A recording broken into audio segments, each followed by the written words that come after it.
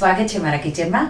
આજે આપણે બનાવીશું બાળકોના લંચ બોક્સ માટે કે નાસ્તા માટે એકદમ ટેસ્ટી એવા વણતા ટાઈમે ફાટે નહીં એવા નવા ચીઝ પનીર મેથી પરાઠા બનાવીશું. એકદમ હેલ્ધી એવા અને સાથે આપણે ટમેટાની ચટપટી ચટણી બનાવીશું. જો તમને મારી રેસિપીઓ ગમતી હોય અને હજુ સુધી ચેનલને સબસ્ક્રાઈબ ન કર્યું હોય તો સબસ્ક્રાઈબ કરજો અને બાજુમાં આપેલી ઘંટી દબાવજો એટલે નવી નવી રેસિપીના નોટિફિકેશન આવે. તો ચાલો બનાવીએ.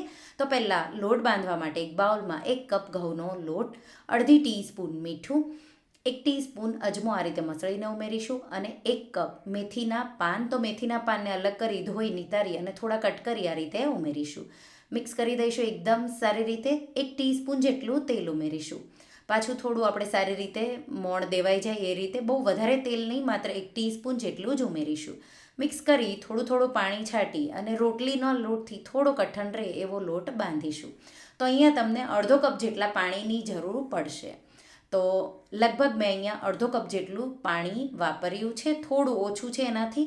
અને લોટ આ રીતે મસળી અને એકદમ સારી રીતે મેં બાંધી લીધો છે. અને લોટ બંધાઈ જાય એટલે થોડું અમથું ઉપર તેલ છાંટીશું, મસળી લઈશું અને લોટને ઢાંકી 5 મિનિટ જેવો રેસ્ટ થવા દઈશું. અહીંયા આપણે એટલે લોટ થોડો કઠણ રાખ્યો છે, મેથીના લીધે થઈને લોટ થોડો જાતે જ ઢીલો થશે. તો 5 મિનિટ જેવું હું એને સાઈડમાં મૂકીશ. ત્યાં સુધી મેં એક બાઉલમાં અડધી બાફેલી મકાઈ મેં લીધી છે અને મકાઈને આ રીતે થોડું ઝીણું ઝીણું કટ કરીશું આ રીતે. તો આ રીતે પહેલું જે ઉપરનું લેયર હોય એ કટ કર્યું અને પછી નીચેનું તો આ રીતે નાના નાના મકાઈના ટુકડા થઈ જશે. એમાં 2 લીલા મરચાંના ટુકડા, અડધો કપ કેપ્સિકમના ટુકડા, અડધો કપ લીલા ધાણા, થોડું પાણી નિતારીને લેવા જરૂરી છે. અને આપણે 100 ગ્રામ પનીર આ રીતે ખમણી લઈશું. 2 ચીઝના ક્યુબ, જે પ્રોસેસ ચીઝના ક્યુબ આવે એ ખમણી લઈશું. હું આમાં મોઝરેલા ચીઝ પણ મિક્સ કરી રહી છું, પણ જો તમારા પાસે મોઝરેલા ચીઝ ન હોય તો આ જે ક્યુબ છે એ તમારે 4 ખમણીને ઉમેરી દેવાના. તો આ રીતે મેં ચીઝ ખમણાયું, મેં પ્રોસેસ ચીઝ. અને હવે થોડું મોઝરેલા અને ચેડાર ચીઝ, મેં જે પિઝા ચીઝ આવે છે એ ક્યુબ લીધો છે અને એ પણ હું લગભગ 2 ક્યુબ જેટલો મેં ખમણી લીધો. તો અડધો કપ જેટલું મેં એ ઉમેર્યું. 1 ઇંચ આદું આ રીતે ખમણીને ઉમેરી દઈશું.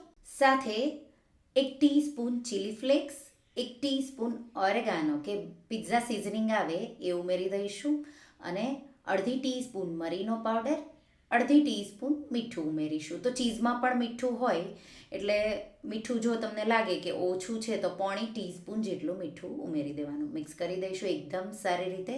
અને આપણું આ સ્ટફિંગ લગભગ 5 પરાઠા, જો વધારે ઉમેરશો તો 4 પરાઠા જેટલું તૈયાર છે. મિક્સ કરી દઈશું અને લોટને રેસ્ટ થતાં લગભગ હવે 5-1 મિનિટ જેવું થઈ ગયું છે. એમાંથી 4 કે 5 લુવા પરાઠા, તમારે કેટલા નાના મોટા બનાવવા એ રીતે કરી લેવાના. એક લુવો લેશું, સૂકો લોટ લગાવીશું અને એક મોટી રોટલી વણી લઈશું. તો આ રીતે મોટી રોટલી વણાઈ જાય એટલે આપણે એમાં સ્ટફિંગ, તો આપણે આ પરાઠા ફાટે નહીં એ રીતે આપણે સ્ટફ કરીશું. તો આ રીતે મોટી બને એટલી રોટલી વણી લેવાની અને ટ્રાયેંગલ શેપમાં આ રીતે આપણે સ્ટફિંગ જે બનાવ્યું છે એ ગોઠવી દઈશું આ રીતે. તો જેટલી મોટી રોટલી તમે વણશો એટલું તમારે સ્ટફ કરી અને ઓછું વણવું પડશે, એટલે બિલકુલ તમારું પરોઠું ફાટશે નહીં. હવે આ રીતે આપણે એક સાઈડથી ફોલ્ડ કરીશું, પછી નીચેથી આ રીતે ફોલ્ડ કરીશું અને પછી આ રીતે લાસ્ટ જે પાર્ટ સાઈડમાં છે એ આ રીતે આપણે ફોલ્ડ કરી ચિપકાવી દઈશું. તો આ રીતે અને એકદમ સારી રીતે હળવા હાથે પ્રેસ કરી દઈશું અને ટ્રાયેંગલ શેપમાં મેં આ રીતે તમે જોઈ શકો છો પ્રોપર ફોલ્ડ કરી દીધું. હવે સૂકો લોટ 2 સાઈડ આ રીતે છાંટીશું. આ રીતે સાઈડ ચેન્જ કરી પણ ઉપરથી છાંટીશું. બરાબર રીતે 2 સાઈડ મેં લોટ ફેલાવી દીધો છે. હવે આપણે આ રીતે કિનારી પર વણવાનું છે આ રીતે. તો કિનારી ત્રણેય ટ્રાયેંગલની લેવાની અને તમારે થોડું હળવા હાથે વણી લેવાનું. તો માત્ર 2 થી 3 વાર આ રીતે વેલણ તમે ફેરવશો એટલે એનો શેપ આવી જશે. તો બિલકુલ વણતા ટાઈમે તમે જોઈ શકો છો ફાટ્યું પણ નથી, પરોઠું તૈયાર છે. હવે આપણે એને શેકીશું. શેકવા માટે મેં રોટલીનો થોડો જે જાડો તવો આવે એ લીધો છે. ગરમ થઈ જાય એટલે ઘી ફેલાવી ઉપરની સાઈડ પહેલાં શેકીશું. તો લગભગ મેં 40 સેકન્ડ જેવું એક સાઈડ શેક્યું મીડિયમ ફ્લેમ પર. ઉપરની સાઈડ ઘી લગાવી બીજી સાઈડ પણ 40 સેકન્ડ જેવું શેકીશું. તો મીડિયમ ફ્લેમ પર હવે મેં શેક્યું. હવે થોડું મીડિયમ ફ્લેમ પર 2 સાઈડથી ગોલ્ડન અને ક્રિસ્પી એવી ડિઝાઇન આવી જાય ત્યાં સુધી આપણે એને શેકવાનું છે. તો આ રીતે હું હવે 2 સાઈડથી શેકીશ એટલે જે અંદર આપણે ચીઝ ઉમેર્યું છે એકદમ સારી રીતે મેલ્ટ થઈ જશે અને પછી આ રીતે પરોઠું ફૂલશે. તો તમે જોઈ શકો છો. અને ડિઝાઇન પણ એકદમ સારી એવી આવી છે. અને જે ખૂણા છે એના પર તમારે થોડું પ્રેસ કરીને શેકવાનું. ખૂણા છે એ કાચા ન રહી જાય એ રીતે શેકવાનું. તો પરોઠું તૈયાર છે.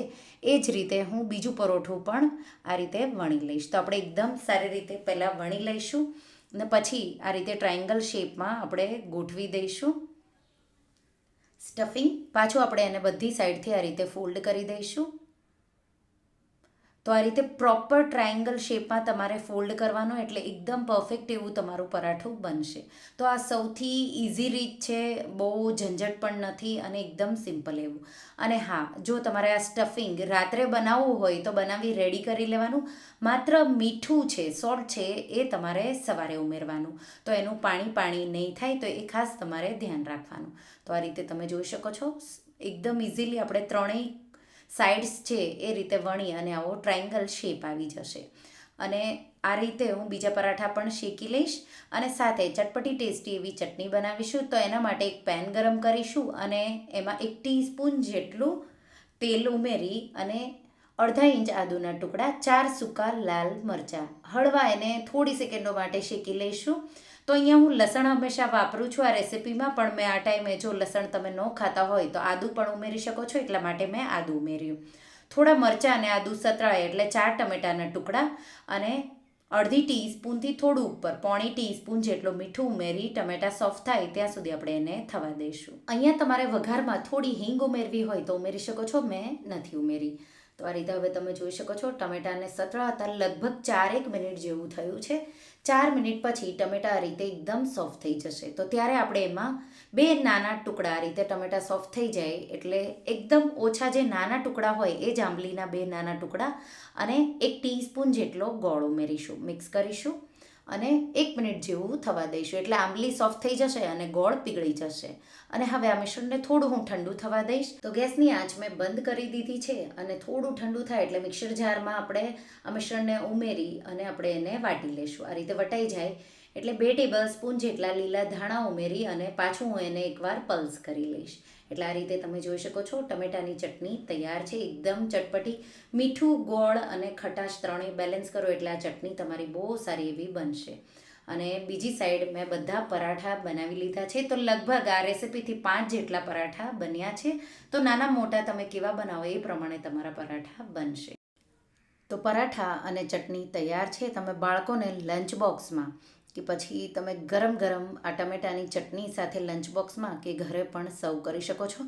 તો બપોરે કે સાંજે કે સવારે ગમે ત્યારે બનાવી શકો છો. અને આ રેસિપીમાં મેં લસણ ડુંગળી નથી વાપર્યા, તમારે વાપરવા હોય તો વાપરી શકો છો. તો એકદમ ટેસ્ટી એવા તમે જોઈ શકો છો, ચીઝ પણ મેલ્ટ થયું છે અને બાળકો પિઝા બર્ગર ભૂલી જાય એવા આવા પરાઠા ટેસ્ટી ખાવામાં લાગશે. તો એકવાર આ રેસિપી જરૂરથી ટ્રાય કરજો. તો તમને આ રેસિપી કેવી લાગી મને કમેન્ટમાં જરૂરથી જણાવજો. અને જો રેસિપી ગમી હોય તો વિડીયોને લાઈક કરજો, શેર કરજો અને મારા ચેનલને સબસ્ક્રાઈબ કરજો. અને આવી જ નવી રેસિપીઓ માટે તમે બેલ આઇકન બટનને પ્રેસ કરજો.